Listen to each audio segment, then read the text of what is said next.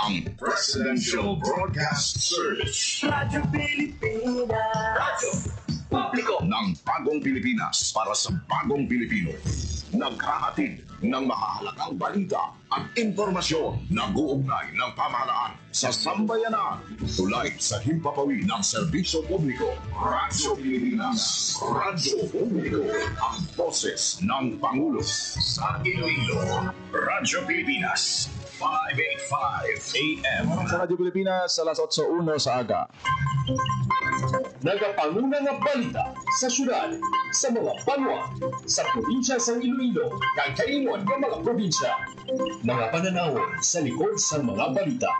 Inyong mabatian sa Radyo Pilipinas Iloilo News. Mga balita na magasikata sa inyong aga. Ginbantayan, ginsunod, gintipon sa Radyo Pilipinas Iloilo News Team. Gikan sa hulot balitaan. Diretso sa inyong palamatinan. Yari nga! Radyo Pilipinas Iloilo News.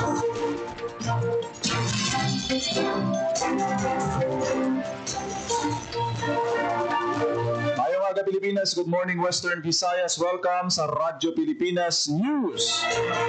Adlaw sang Webes, Septyembre 11, 2025. Ako ang inyong tagbalita kada aga, Junel Baklay, kag karon sa aton balantayan kag mainit nga mga pangulong dinala. Civil Aviation Authority of the Philippines nagpagwa sang NOTAM sa mga flights malapit sa Bulkan Kanlaon. OCD Western Visayas handa na para sa third quarter nationwide simultaneous earthquake drill. Resolusyon nga nagapanawagan sa DPWH nga kumplituhon ang ila permits pag-obrahon ng ila proyekto o ginpasar ni City Councilor Johnny Young. Magpasangkad sang seguridad kag kalinungan sa syudad ginistoryahan sang business sector kag kapulisan sa Sinapol kaupod kay Mayor Raisa Treñas. Driver sang DOST Region 6 National Winner sa Dangal ng Bayan sang Civil Service Commission. Malnutrition rate sa Western Visayas mas mataas pinanggit sa national average sandig sa nangin report sang DOST. Mag-develop sang bamboo industry sa syudad kag probinsya sa Iloilo ginapanan-aw magabukas ang oportunidad sa ekonomiya kag trabaho suno kay Mayor Raisa Treñas. Western Visayas Negros Occidental stakeholders daog sa Philippine Tourism Awards 2025.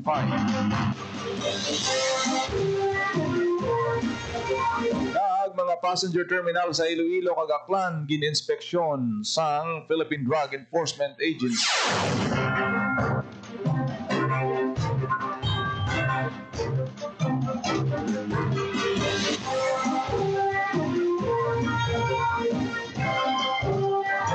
Oras sa Radyo Pilipinas, alas 8:04 sa aga kag karon sa detalye sa aton mga balita lokal. News. Nagpagawa ang Notice of Airmen ang Civil Aviation Authority of the Philippines o CONCAAP para sa mga biyahe sang eroplano malapit sa Bulkan Kanlaon nga may vertical limits halin sa surface tubtob 10,000 feet.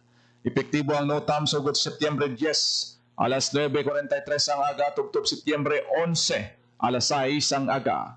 Ginabisuhan ng mga flight operators nga likawan ang pagpalupad malapit sa bulkan bangod sang mga peligro dala sang hinali nga paglupok ukon ashfall. Radyo Pilipinas. Radyo Pilipinas News. OCD Western Visayas nakahanda na para sa third quarter nationwide simultaneous earthquake drill. Radyo Pilipinas. Radyo Pilipinas. Detalye sa balita. Nakahanda na ang Office of Civil Defense Western Visayas para sa third quarter nationwide simultaneous earthquake drill. Ginpahayag ni OCD-6 Operations Section Chief Melissa Banyas, may duha ka aktibidad nga ila ginapanghandaan. Ang earthquake drill sa Rojas Memorial Provincial Hospital sa Rojas City, Capiz bilang pilot area nga pangunahan sa Regional Disaster Risk Reduction Management Council. Suno kay Banyas, ang pilot area sa earthquake drill hiwaton alas 7 ang takong sa gabi na nagatuyo nga sundon ukon ma-simulate ang drill sa oras ng gabi. Bagapati sa Parman ang OCD-6 sa National Simultaneous Exercise, umpisa alas 4 sa hapon kung sa diin i-testing ang koordinasyon sa National Contingency Plan para sa 7.2 magnitude nga lino. Tuyo sini nga sundon kung paano ipalabot sang nagabulig nga rehiyon kay ang scenario is totally blackout sa national.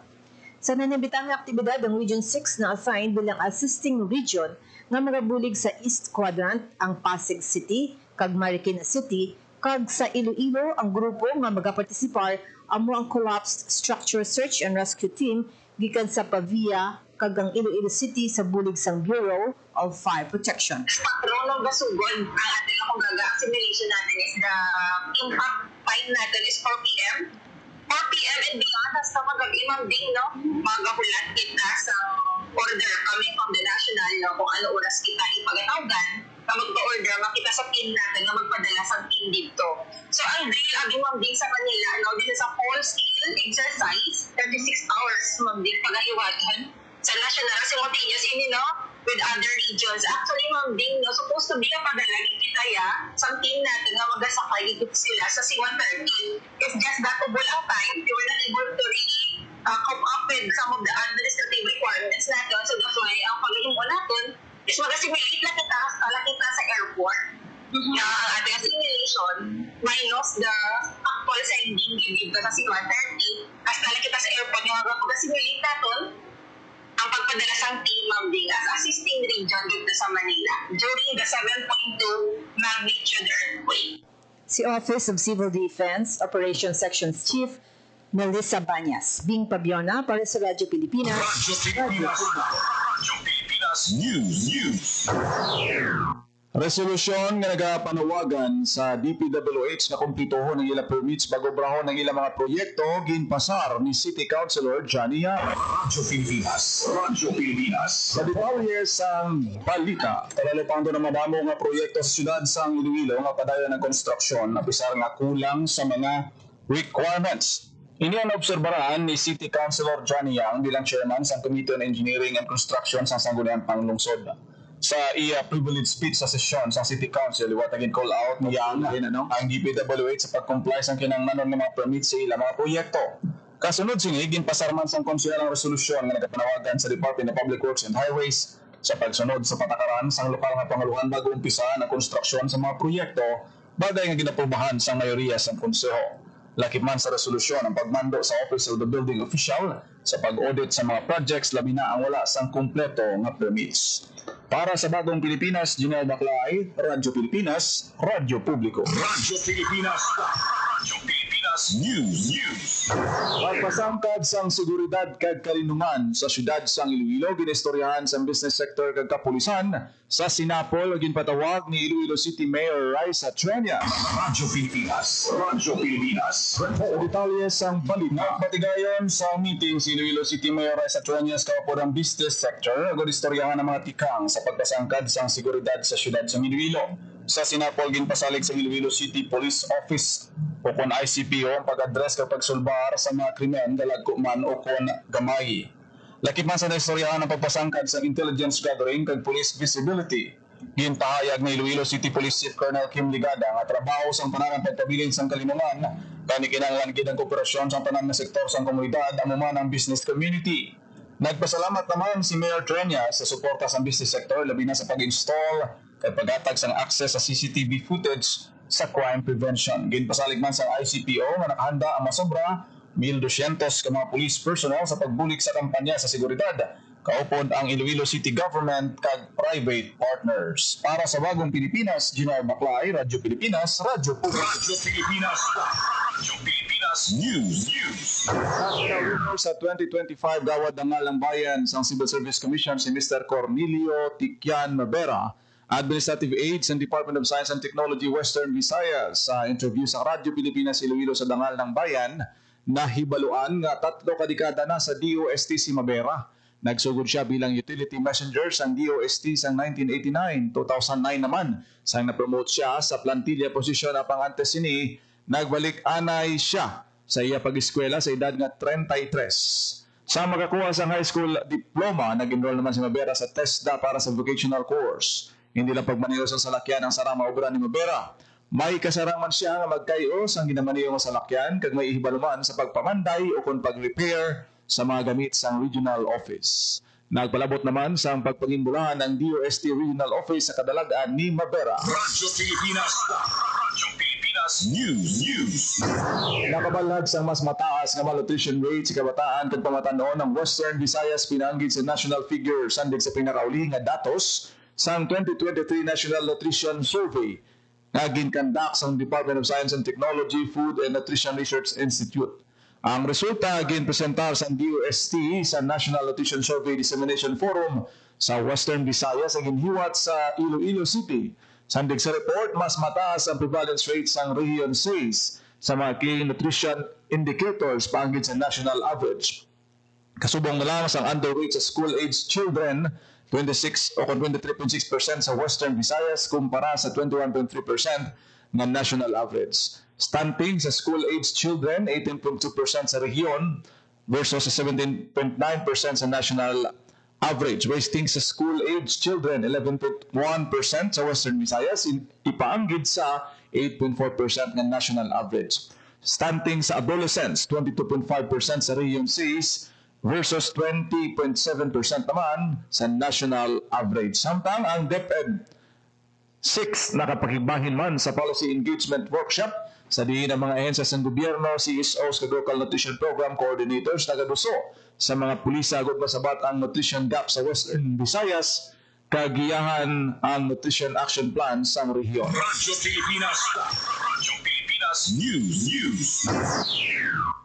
Dako ang potensyal sa syudad kag probinsya sa Iloilo sa pagdevelop sa bamboo industry nga ginapananaw maka-generate sang dugang oportunidad kag trabaho para sa mga Ilonggo. Sang damlag lang nagupod si Iloilo City Mayor Raisa Treñas kaupod kanday Provincial Administrator Dr. Raul Banyas kag anay maasin Mayor Mariano Malones sa isa ka study tour sa Cagayan de Oro City kag Bukidnon nagmatun-an ang sitwasyon sa bamboo industry sa mga lugar. Bugos na ginasuportahan sa Iloilo Economic Development Foundation ang industriya ang ginalauman makainganyo pa sang madamo nga mga investors na posible magpahamtang sang factory sa Iloilo. Ginpahayag dugang ni Treñas ang posibilidad sang pagdevelop sang Dalahonan area nga tamnan sang kawayan sa tiyon nga hindi na ini magamit bilang sanitary landfill. Lakip man sa nagupod sa alkalde sa Iloilo City Local Economic Development Office Head Velma Jane Lau, ILED President Roel Castro, kag Philippine Chamber of Commerce in Iloilo President Engineer Fulbert Wu. Radyo Pilipinas. Radyo Pilipinas News. Western Visayas, Negros Occidental stakeholders daog sa Philippine Tourism Awards 2025. Radyo Pilipinas. Radyo Pilipinas. Report. Sa detalye sang balita ni Hope Torichan. Nang ibabaw ang Western Visayas kag Negros Occidental sa bag-ulang natapos nga Department of Tourism Philippine Tourism Awards nga ginhiwat sa Okada, Manila. 5 ka stakeholders sa rehiyon kag sa probinsya sang Negros Occidental ang nagdaog sa nagkalain-laing nga kategorya sang pasidungog. Ang Hotel del Rio sa Iloilo City kag Mambucal Resort sa Negros Occidental nagbaton sang Philippine Tourism Pillar Awards pagkilala sa mga establishment nga padayon nga nagapakita sang resilience, service excellence kag kontribusyon sa tourism growth. Ang Southwest Tours Boracay Incorporated, isa sa mga una nga transport operator sa Boracay, ginpadunggan bilang Tourist Land Transport Operator Awardee. Ang Efata Farm sa Badyangan, Iloilo nga kilala sa iya sini nga sustainable kag community-centered practices, ginkilala nga Farm Tourism Enterprise Awardee. Ang Sipalay City sa Negros Occidental nga modelo sang eco-friendly tourism development nagpauli sang Tourism Destination Award sa city category. Nakasulod man sa listahan sa mga finalist ang ibang pa nga mga stakeholders sa Western Visayas kag Negros Occidental. Lakip na diri ang Malay Aklan para sa Tourism Destination Award kag sa Lakbay Dagat Ukon Cruise Tourism. Sagay City para sa Eco-Tourism Destination Award kag Ilaya Retreat Spa sa Filipino Brand of Wellness Enterprise. Ang Philippine Tourism Awards ginhiwat kadungan sa selebrasyon sa ika-50 nga anibersaryo sa Department of Tourism. Kinalantaw ini nga mangin pinakamataas kag pinaka-prestiyoso nga pagkilala sa tourism industry sa pungsod. Para sa Bagong Pilipinas, Hope Trichante, Radyo Pilipinas, Radyo Publiko. Radyo Pilipinas. Radyo Pilipinas News. Sa opening ceremony sa Regional Science, Technology and Innovation Week 2025, gin-highlight ni Engineer Owen Hilonga, Regional Director sa Department of Science and Technology, ang importansya sa siyensya kag teknolohiya na panamion ang pangabuhi sa mga Pilipino. So kay Ilongga wala sang pulos ang scientific knowledge kag technological innovation kung hindi man sini mapataas ang kalidad sa pangabuhi sa pumuluyo. Ginpahayag sa Regional Director na ang tema sa RSTW mo ang siyensya, teknolohiya at inobasyon, kabalikat sa matatag, maginhawa at panatag na kinabukasan. Pahanumdum sa mga scientists kag researchers sa pungsod, doon nagpadayon ang pagsabat sa mga problema sa kadamaan sa mga pumuluyo sa kalamidad, malnutrisyon, kapigaduhon, akses sa kalidad ng edukasyon kag barato nga serbisyo medikal kag madamo pa. Ang RSTW 2025 ginhiwat sa Rojas City, Capiz. Radyo Pilipinas. Radyo Pilipinas News. Mayara na sang iya action plan si sangguniang Bayan Member JP Peñol sa Pavia, Iloilo kung mapilian siya nga presidente sa Provincial Councilors League Iloilo Chapter. Si Peñol ang ginendorso ni Iloilo Governor Arthur Defensor Jr. sa inabitan nga posisyon. Suno sa iya dako nga bulig ang pag-endorso kag suporta ni Governor Defensor sa iya kandidatura. Sa kabilugan may aras ang 433 ka mga konsehal gikan sa 42 ka mga banwa kag isa ka component city ang siyudad sang Pasihiwaton sa Setyembre 12 sa Diversion 21 Hotel ang piniliay sang 2025 PCL Iloilo. Radyo Pilipinas. Radyo Pilipinas News. Sa pagpabaskog sa kampanya batok sa illegal na droga, nagpatigayon sa inspeksyon ng Philippine Drug Enforcement Agency Region 6 sa mga passenger terminal sa Iloilo kag Aklan. Gininspeksyon sa mga operatiba, mga bagahe sa mga pasahero sa Ceres Terminal sa Barangay Kamalig Haro, Iloilo City, kag isa man ka terminal sa Calibo, Aklan. Sa giniwat ka inspeksyon negatibo sa presensya sa illegal na droga, controlled precursors kag essential chemicals ang mga terminal sa Iloilo kag Aklan. Ang inspeksyon kabayan sa anti-drug campaign efforts ang PDEA agad malikawan ang pagpasulod kat pagbiyahe sa illegal na droga sa Western Visayas. Radyo Pilipinas. Radyo Pilipinas News. Nagdunar sa lote ang lokal na pangaluhan sa Putotan, Iloilo para sa pagatukuron nga talatapan sa Office of the Civil Defense Region 6, 2,000 square meters nga lote. Ang ginatag sa banwa pagi sa isa ka deed of donation nga ginpatigayon sa Setyembre 10 ang deed of donation signing gintambungan ni Mayor Enrique Lazaro sa Putotan.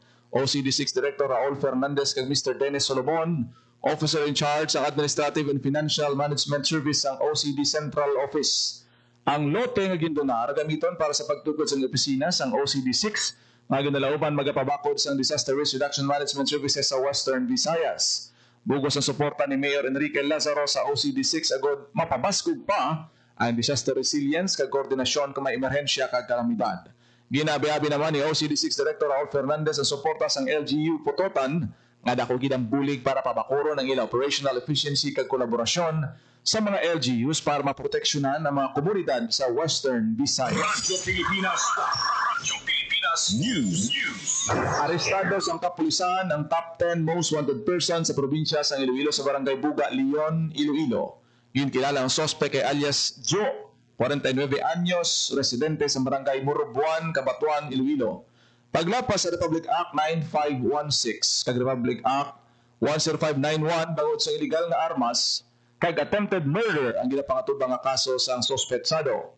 Gintingob nga puwersa sa Cabatuan Municipal Police Station, Leon Municipal Police Station, 1st Iloilo Provincial Mobile Force Company ang nagpatigayon sa operasyon agud badakpan ang sospek. Radyo Pilipinas. Radyo Pilipinas News.